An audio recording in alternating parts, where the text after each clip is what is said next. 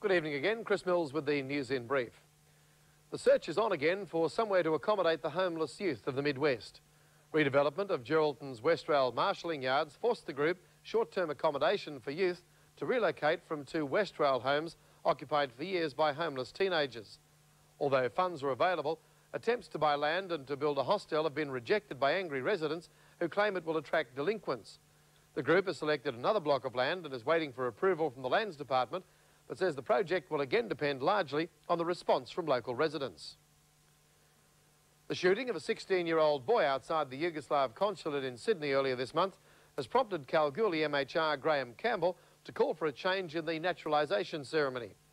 Mr Campbell says Australia should not become the battleground for the wars of other countries and believes the incident could have been avoided.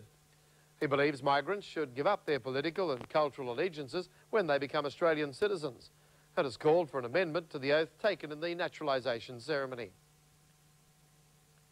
Up to 50% of passengers on Northwest domestic flights are affected by delays or rescheduling, according to a Karratha travel agent. He claims since East West Airlines was bought by Ansett last year, returning the state to a single major domestic airline, prices have risen and services fallen. Manager of Ansett WA, Jeff Court, today denied the company has taken advantage of being the state's sole major airline. Leader of the opposition, Barry McKinnon, believes the problem can be resolved by introducing progressive deregulation, gradually bringing in more competition while maintaining services to remote areas. Transport and Planning Minister Bob Pearce disagrees. He says the answer is to attract a second major airline into the state, reducing prices through competition while maintaining a high degree of service. People on Social Security will get more money next week. A single person's pension will rise by $4.20, $3.50 for married pensioners. Pensioners and beneficiaries with dependent children, the unemployed and those on sickness benefits will also receive increases.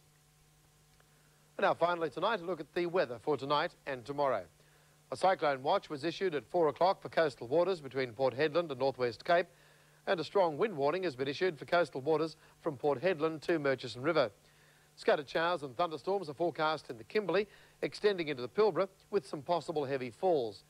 In the northeast Gascoyne and interior, the outlook is for isolated thunderstorms.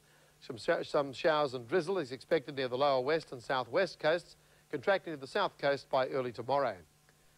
Perth can expect a shower or two tonight, but fine again tomorrow with southwesterly winds, the forecast high for Thursday of 23 degrees. And that's all we have from the newsroom tonight.